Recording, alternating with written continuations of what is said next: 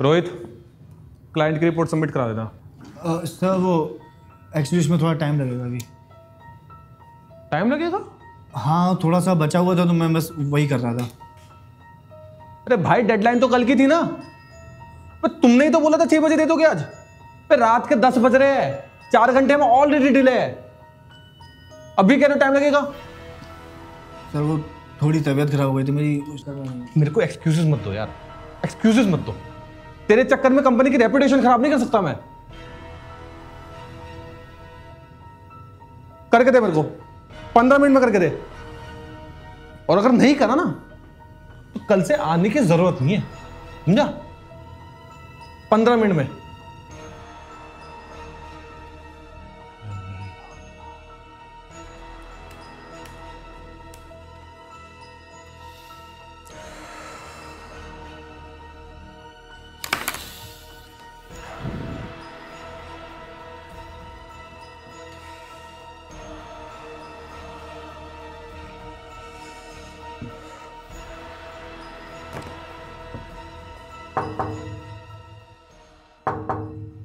हाँ जी सर वो कुछ बात करनी थी। आओ बैठो ना। सर मुझे ना अभी एक क्लाइंट रिपोर्ट सबमिट करनी थी। हाँ, अजय ने बताया था मुझे। हाँ तो वो ना मैंने सबमिट कर दी थी। ओके। हाँ और मैं ना, मुझे रिजाइन देना है। What? But you are one of our best employ, तो क्या हुआ?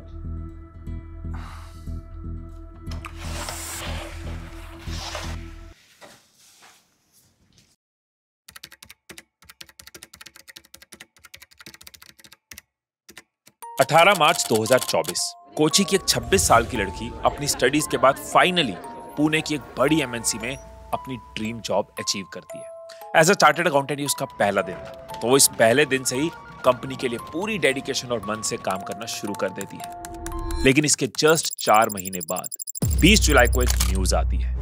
Family of a 26-year-old employee who died in Pune, Anna Sebastian. The death of this young professional बहुत काम के दबाव के कारण हुई। ये कहानी सिर्फ एना की नहीं, बल्कि 74% वर्किंग एम्प्लॉइज की है। उन एम्प्लॉइज की जो सालों की स्टडीज, लाखों के साथ कंपटीशन और पता नहीं कितनी रिजेक्शंस के बाद यहां तक पहुंचती है। एक एक्साइटमेंट के साथ कि अपना लाइफ बेटर होगी, अब नया रूटीन होगा, प्रोफेशनल अटायर होगा, नए दोस्त बनेंगे, सैलरी आएगी और मस्त लाइफ।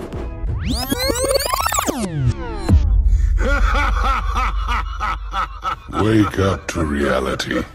लेकिन टाइम के साथ ऑफिस के पहले दिन की एक्साइटमेंट बदलती है टाइम से पहुंचने की हड़बड़ी में। नए दोस्तों की गॉसिप्स बदलती हैं ऑफिस पॉलिटिक्स में। प्रोफेशनल कल्चर बाउंड्रीज लगने लगती हैं और डेली रूटीन कॉपी पेस्ट वाली बेमतलब सी लाइफ। हमें धीरे धीरे ये समझ आता है कि ऑफिस का प्रेशर एग्जाम प्रेशर से भी ज्यादा है। क्लाइंट की रिस्पॉन्सिबिलिटी मार्क्स की रिस्पॉन्सिबिलिटी से बहुत ऊपर है। बॉस के ऑर्डर्स टीचर्स के रूल से कई ज्यादा कीमती हैं। बट सर मैं अभी घर पहुंचा हूं, रात भर सोया भी नहीं sir. Come to office right now and do it.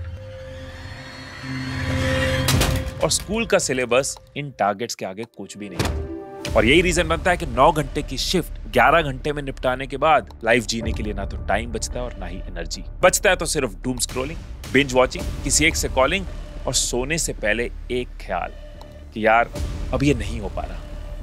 और इसी कंडीशन को कहते हैं the state of mental burnout. Internet पे ऐसे हजारों आर्टिकल्स और सर्वेज हैं जो पुअर वर्क लाइफ बैलेंस और मेंटल बर्नआउट की बात करते हैं। लेकिन जब इससे बचने की बात आती है तो 73% जेनजी और 70% मिलेनियल्स जॉब और करियर स्विच करने का ऑप्शन ढूंढना शुरू कर देते हैं। और यही सेम किया रोहित ने। I respect your decision Rohit, पर मुझे जानना है कि इस डिसीजन के पीछे मेन रीजन क्या है। सर इसका एक रीज़न नहीं है, मेरे पास इसके 3 रीजन्स हैं। और सर सबसे पहला रीज़न है कि सर मुझे लगता है कि मैं कितना भी काम करूं वो कभी ख़त्म ही नहीं होता है। बाकी सबकी तरह सर मैंने भी जॉब शुरू की थी लाइफ में ग्रोथ लाने के लिए, लाइफ में सक्सेस लाने के लिए। पर अब लगता है कि मेरी लाइफ में अगर कुछ आया है तो सिर्फ काम का प्रेशर, काम की टेंशन, काम ना पूरा हो पाने का डर, KPI टारगेट मीटिंग्स। और सर मैं ना बस एक इंसान हूँ, AI नहीं।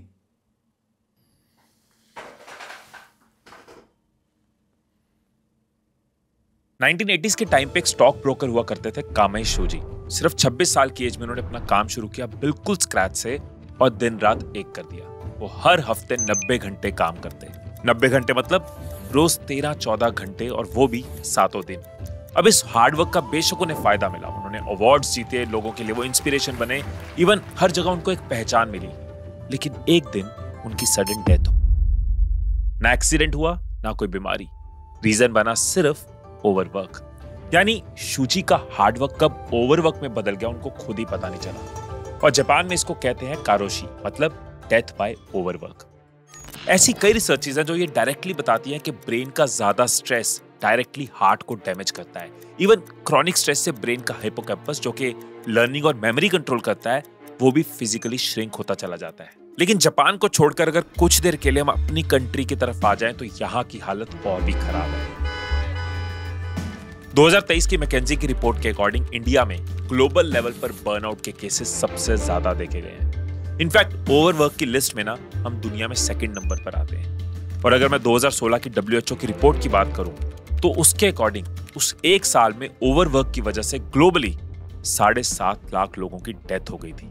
सोचो जब 2016 में ये कंडीशन थी तो कोविड के बाद जब हमने वर्क फ्रॉम होम पॉलिसी शुरू कर दी तब क्या हुआ होगा, जब इनडायरेक्टली काम ऑफिस से बाहर आकर हमारे घर तक पहुंच गया। कई स्टैट्स और फिगर्स बताते हैं कि घर से काम करने पर एम्प्लॉयज की प्रोडक्टिविटी और ज्यादा बढ़ी। लेकिन जहां पहले ऑफिस की 9 घंटे की शिफ्ट एक्सटेंड होकर 11 घंटे होती थी, वहीं अब घर पे काम करने की वजह से इसकी तो कोई काउंटिंग ही नहीं बची। अगर आप 6 दिन वर्किंग हो और 10 घंटे काम करते हो मतलब आप हफ्ते में 60 घंटे तक काम करते हो। और स्टैनफोर्ड रिसर्च कहती है कि जब वर्क वीक 50 घंटे से ज्यादा का होता है तो हमारी प्रोडक्टिविटी धीरे धीरे घटने लगती है, फैटीग और एरर्स बढ़ने लग जाते हैं। अब एक बार के लिए जापान में वापस जाते हैं तो जापान गवर्नमेंट ना बहुत हद तक कारोशी के केसेस को एक्सेप्ट कर रही है। उन्होंने 2014 में ऑफिशियली इस पे एक्ट बनाया। उसके बाद प्रीमियम फ्राइडेज मतलब मंथ के लास्ट फ्राइडे पर कोई भी एम्प्लॉय ऑफिस से जल्दी निकल सकता है बिना किसी रोक टोक के। 2019 का वर्क स्टाइल रिफॉर्म एक्ट जिसमें हर हफ्ते के ओवर टाइम को 45 आवर्स तक लिमिट कर दिया गया। इवन रेस्ट इंटरवल्स भी इंट्रोड्यूस करेंगे जिसके अकॉर्डिंग एम्प्लॉयज काम के बीच में रेस्ट कर सकते हैं बॉडी और ब्रेन को रिलैक्स करने के लिए। पर सरप्राइजिंगली हमारे यहाँ बर्नआउट सिर्फ लोगों की जुबान और कंटेंट तक लिमिटेड है। इसको लेकर आज तक कोई भी ऑफिशियल स्टेप तो दूर ऑफिशियल बात तक नहीं छिड़ी। लेकिन अब सोचने वाली बात है कि 12-15 घंटे तो काम actors, entrepreneurs, businessman, professionals, politicians, artist ये भी करते हैं, तो वो कैसे बर्नआउट या वर्कलोड फील नहीं करते? इसका जवाब मुझे खुद मिला रोहित के ही अगले सवाल में। सर मेरा सेकंड रीज़न ये है कि सर चलो कंपनी के लिए मैं थोड़ा ओवर टाइम कर भी दूं, अपना एक्स्ट्रा टाइम दे भी दूं, पर उसके चक्कर में मेरी पर्सनल लाइफ में टाइम ही ना बचे तो सर मुझे ऐसा लगता है कि मेरी कोई पर्सनल आइडेंटिटी नहीं बची। पर काम से पहचान मिलना तो सही है ना? नो डाउट सर, काम से पहचान मिलना सही है, काम से पहचान मिलना अच्छा होता है, बट अगर सिर्फ लाइफ में काम ही रह जाए तो काम के सिवा लाइफ में कुछ बचे ही ना तो।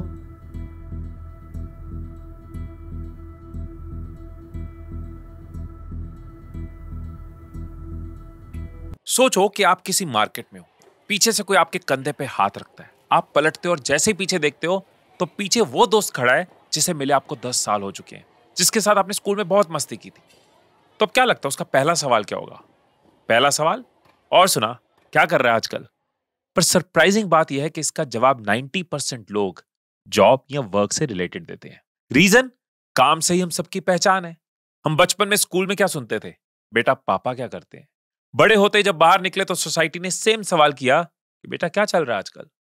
जब शादी तय हो रही थी तो लड़का कहाँ जॉब करता है जी, ये लड़की क्या करती है जी। इवन उसके बाद भी जब अपना घर ले लो तो लोग पूछते हैं कि भाई लगता है काम बहुत बढ़िया चल रहा है। इनफैक्ट अपने हिस्ट्री की बात करें तो आज से हजारों साल पहले वैदिक पीरियड में एक वर्ना सिस्टम बनाया गया था जिसमें सभी इंसानों को उनके अलग अलग कामों के हिसाब से 4 हिस्सों में बांटा गया था, ब्राह्मण्स, क्षत्रियस, वैश्यस और शूद्रास। सोचने वाली बात यह है कि जब जितना अच्छा काम होता है उतना अच्छा पैसा मिलता है, और जितना अच्छा पैसा मिलता है उतनी ज्यादा इज्जत मिलती है। ऐसे में काम से नाम मिलने पे खराबी क्या है? तो प्रॉब्लम ये नहीं है कि दूसरों के सामने आपको काम से पहचान मिलती है। प्रॉब्लम पता क्या है? कि आपकी पर्सनल लाइफ में भी काम ही आपकी पहचान बनता जा रहा है। हाँ बोलो, नीचे देखो, खुश हो जाओ, रोने लगो। मतलब crisis of work life balance. India की 5 स्टेट्स के एक सर्वे में ये सामने आया कि आधे से ज्यादा वर्किंग एम्प्लॉइज खराब वर्क लाइफ बैलेंस की वजह से बर्नआउट फील करते हैं, और उसी जगह जो लोग एक healthy work life balance maintain कर पाते हैं वो अपने काम में ओवरऑल 21% ज्यादा प्रोडक्टिव रहते हैं। पर यहाँ खराब वर्क लाइफ बैलेंस का मतलब सिर्फ ये नहीं है कि आपकी लाइफ में वर्क का प्रोपोर्शन ज्यादा है और लाइफ जीने का कम। इसका मतलब ये भी है कि जितना टाइम भी आप पर्सनल लाइफ में होते हो उतनी देर भी आपका जो दिमाग है वो ऑफिस का काम, डेडलाइंस और आने वाले दिन के टारगेट्स में लगा रहता है। इस सब का असर आपके सिर्फ दिमाग पे नहीं पड़ता बल्कि ओवरऑल बायोलॉजी पे पड़ता है, क्योंकि हमारा ब्रेन यूजुअली ना स्ट्रेस आने पर एक साइकिल में वर्क करता है। Stress, recovery, growth.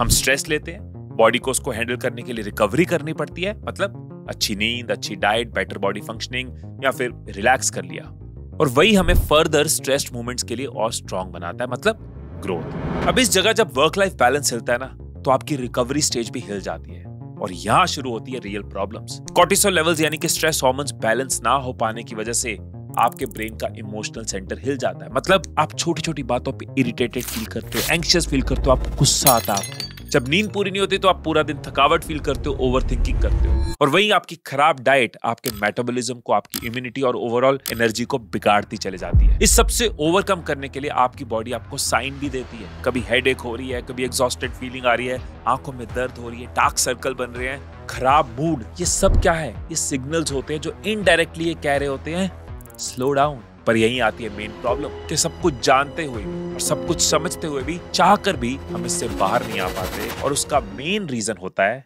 Culture. Culture? Office culture कैसे बर्नआउट का रीजन हो सकता है? नहीं सर, जब तक ये ऑफिस कल्चर रहता है ना तब तक कोई दिक्कत नहीं होती। दिक्कत तब होती है जब ये टॉक्सिक कल्चर बन जाता है।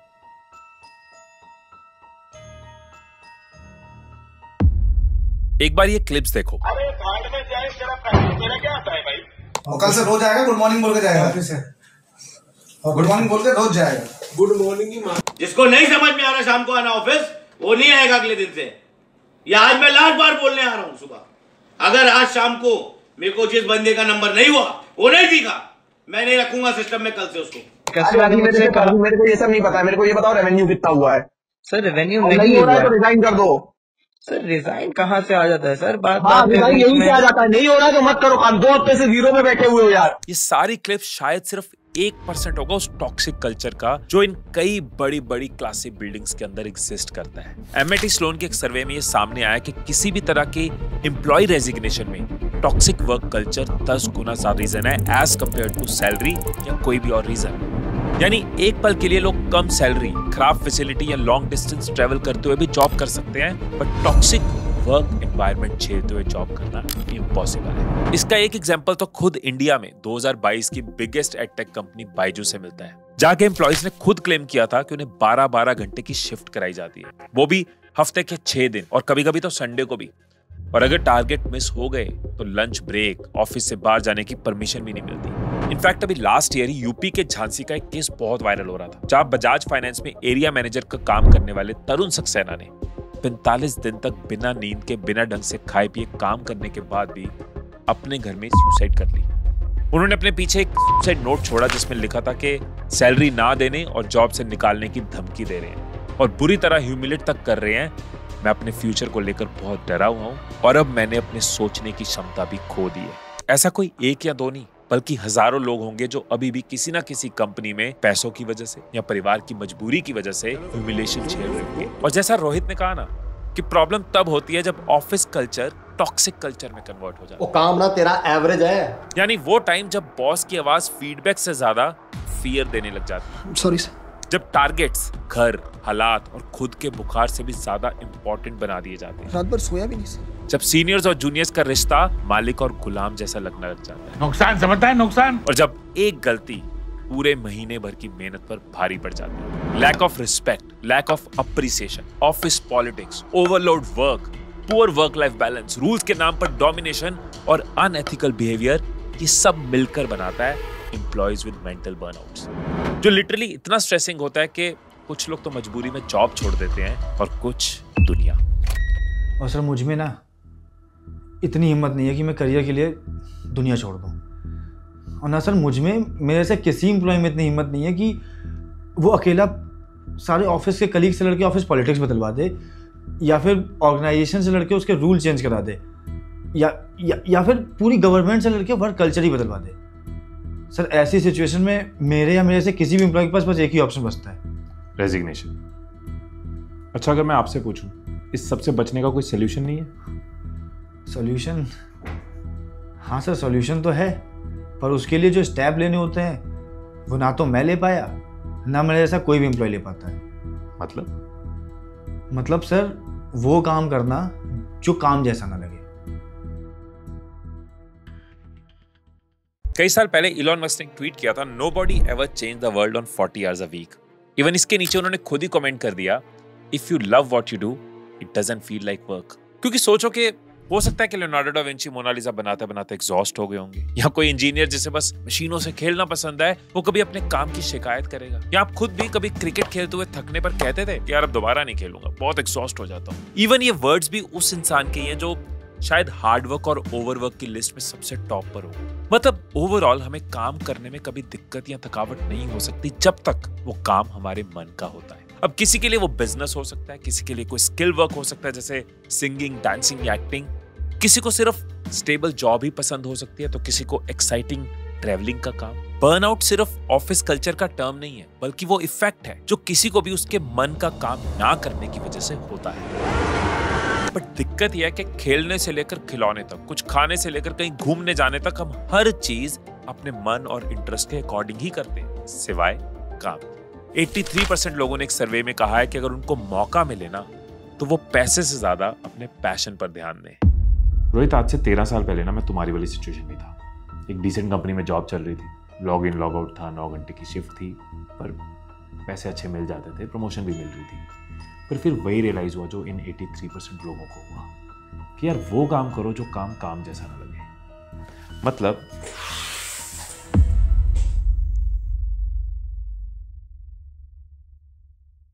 तुम्हारे बर्नआउट के 3 रीजंस की तरह ना मैं तुम्हें 3 ऐसे स्टेप्स बताता हूं जो तुम्हें क्या किसी को भी बर्नआउट के साइकिल से बाहर निकाल सकते हैं। पहला है लुकिंग फॉर द रूट्स। सोचो तुम एक बड़ा सा घर लेते हो और उस घर के बाहर ना एक बड़ा सा गार्डन है। तुमने सोचा कि मुझे इसमें पेड़ लगाना है। अब तुम बीज लेके डाल दोगे, तुमने पानी देना शुरू कर दिया, अब वो रूट्स बननी शुरू हो गई, धीरे धीरे पौधा बना। अब जब पौधा पेड़ बन रहा है तब तुमने सोचा कि मैं ना अब जो पानी है वो जड़ों को देने की जगह अब मैं पत्तों को या टहनियों को दूंगा। तो क्या वो पौधा पेड़ बनेगा? नहीं। यही सेम तो होता है हमारी लाइफ की जर्नी में। बचपन में ना हम सबके अंदर अलग अलग सीड्स होते हैं, मतलब हमारे इंटरेस्ट। इसलिए बचपन में जब भी कोई पूछता है ना कि बड़े होकर क्या बनना है, हम बहुत अतरंगी से जवाब देते हैं, astronaut, singer, pilot, writer. Problem यही थी कि टाइम के साथ साथ हम अपने उन रूट्स की जगह सामने दिख रही टहनियां या फिर जो ऑप्शंस हमारे सामने हैं हम उन पे ध्यान ज्यादा देने लग जाते हैं। तो फिर अब आज क्या कर सकते हैं जब रूट्स को छोड़ने की वजह से आपका प्लांट पूरी तरह मुरझा चुका है, यानी जब आप अपने करियर में इतने आगे जा चुके हो? तो बॉटनी में एक टर्म है प्लांट रिवाइवल, यानी अगर रूट्स में जान बची हो ना तो उन्हें दोबारा पानी देकर दोबारा प्लांट ग्रो किया जा सकता है। यही सेम कहना है रॉबर्ट ग्रीन का उनकी बुक मास्टरी में कि पहला जो स्टेप है ना वो है बचपन में झांकना, ये देखना कि वो कौन सी चीजें थी जिनको करना आपके लिए काम नहीं बल्कि मजा होता था, इनोवेशन और क्रिएशन जैसा होता था। लेकिन जब आप ऐसे पीछे जाकर सोचने की कोशिश करोगे ना तो मुश्किल से आपको 1 या 2 चीजें नजर आएंगी, क्योंकि हम अपने पास्ट में रिफ्लेक्ट करते ही नहीं। तो राइट तरीका क्या है? एक पेपर लो और शांति से ना अपनी पूरी लाइफ को रिवाइंड करो। बचपन से आगे बढ़ो, क्लास पे क्लास आगे बढ़ो, देखो घर पे बोर होते हुए क्या हो रहा है, देखो लोगों को मिलते हुए क्या हो रहा है, वो कौन सी चीजें हैं जो आपको पसंद थी, जिनमें आपका इंटरेस्ट था। ड्राइंग, क्रिकेट, चीजों को खोलकर चेक करना, कुछ लिखना, लोगों को हंसाते रहना, सबके सामने क्या करके दिखाते थे आप। इससे क्या होगा? इससे होगा पहला स्टेप, आपको आपकी नेचुरल इंक्लिनेशन समझ आएगी, आपके नेचुरल इंटरेस्ट समझ आएंगे। अब दूसरा स्टेप है finding the present pulse. Present pulse मतलब वो एक इनर वॉइस जो तुम्हारे दिमाग के अंदर हर रात या हर वीकेंड आती है, लेकिन उसके दब जाने की वजह से ना तुम्हें अपने काम में कमी फील होती है, एक अनसेटिस्फेक्शन फील होती है, एक बर्डन सा फील होता है। तो वो कैसे मिलेगी? 70s के अराउंड कोरिया में एक पॉपुलर इंसान था किम उंग योंग, वो जो अपने बचपन से ही बाकी नॉर्मल बच्चों से बहुत ज्यादा होशियार था, जिसने 7 साल की एज तक नासा में रिसर्चर और 15 की एज तक PhD तक कर ली थी। लोगों को लगता था ये आइंस्टाइन और न्यूटन जैसे बड़ी बड़ी इन्वेंशंस करेगा, लेकिन एक टाइम के बाद किम ने एक डिसीजन लिया। वो सब कुछ छोड़कर वापस अपनी कंट्री लौट गया। थोड़ी और स्टडी करने के बाद एक नॉर्मल जॉब शुरू कर दी। इसके पीछे उनका मेन रीजन था सेल्फ सेटिस्फैक्शन। उन्होंने वो चूज किया जो लोगों की एक्सपेक्टेशन और सोसाइटी के रूल्स के अकॉर्डिंग नहीं, बल्कि उनकी हैप्पीनेस के अकॉर्डिंग सही था। और यही है हमारा सेकंड स्टेप, अपनी पल्स पहचानना, वो जिसे करते हुए आज आप खुश रह सकते हो। अब इसको जानने का क्या तरीका है? तो उसी पेपर पर एक और कॉलम बनाओ और सोच के देखो कि तुम्हारी आज की आवाज क्या है। क्या है जो तुम सोचते हो? तुम्हारी कॉलिंग क्या है? काश मैं ये जॉब कर रहा होता, काश मैं ये काम कर रहा होता, काश मैं इस फील्ड में होता, काश मेरा जो दिन है ना वो इस तरह के काम में बीतता। क्या है जो इस वक्त तुम्हारे अंदर की आवाज है? ये है तुम्हारी पल्स, तुम्हारी कॉलिंग। मतलब यहाँ पे ना तुम्हें कोई बड़ा स्टेप नहीं लेना, बल्कि बस अपने अंदर झांक के ना अपनी इनर वॉइस को सुनना है। पर सर, अगर मैं अपने इनर इंटरेस्ट को सुन भी लेता हूँ, जान भी लेता हूँ, और ये सब छोड़ के फिर मेरे लिए दूसरा काम करना कैसे पॉसिबल होगा? और अगर क्या हुआ अगर मैं वहाँ सक्सेस ना हो पाया तो? मतलब ना मैं यहाँ करूँगा ना मैं वहाँ का। बस यही वो डर है जो लोगों को बांधे रखता है, और यही वो इकलौता स्टेप है जो मैक्सिमम लोग नहीं ले पाते। क्या है वो स्लाइड शिफ्ट जो आज हम ले सकते हैं, जो हमारी कॉलिंग से जुड़ा है, जो उस रास्ते में हमें लेके जाता है?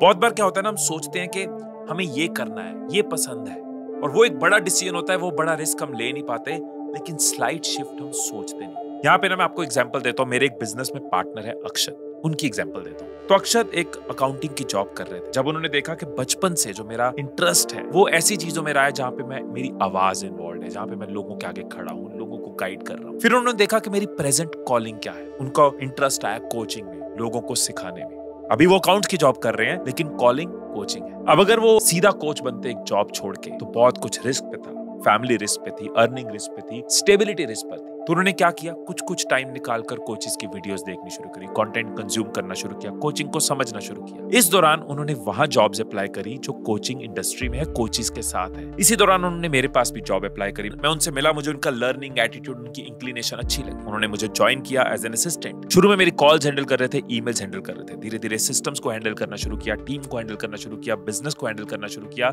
और फिर मेरे साथ एज अ कोच दूसरों को कोचिंग देना शुरू किया। आज हमारी कंटेंट क्रिएशन कोचिंग एकेडमी में वो कई सारे कंटेंट क्रिएटर्स को कोच करते हैं और अपना वो सपना, कोच का सपना जी रहे हैं। जब आप स्लाइड शिफ्ट लेते हो ना, तो पहले आप उस इंडस्ट्री में पहुंच जाते हो जो आपकी कॉलिंग से जुड़ी है। आप अपने काम को एंजॉय करना शुरू कर देते हो, आप उस एनवायरनमेंट में पहुंच जाते हो, आप सीखना शुरू कर देते हो, आपको मजा आना शुरू हो जाता है, और वहीं पे आपको समझ आता है कौन सा टर्न लेना है, कौन सा ट्विस्ट लेना है, सो दैट आप अपने रास्ते पे चलते जाओ। मान लो आपका जो ड्रीम काम है वो आप नहीं भी कर रहे, लेकिन आप उसके अराउंड कुछ कर रहे होते हो ना, तो आप सेटिस्फाइड फील करते हो, आपको काम करने में मजा आता है। Harsha Bogle engineering pass out, IIM से MBA करी, एक एड एजेंसी में जॉब कर रहे थे। अब IIM से MBA करने के बाद कौन रिस्क लेता है क्रिकेटिंग में जाने का? अब वो क्रिकेट तो नहीं खेल सकते, लेकिन शौक क्रिकेट का है, तो कमेंट्री ट्राई करी।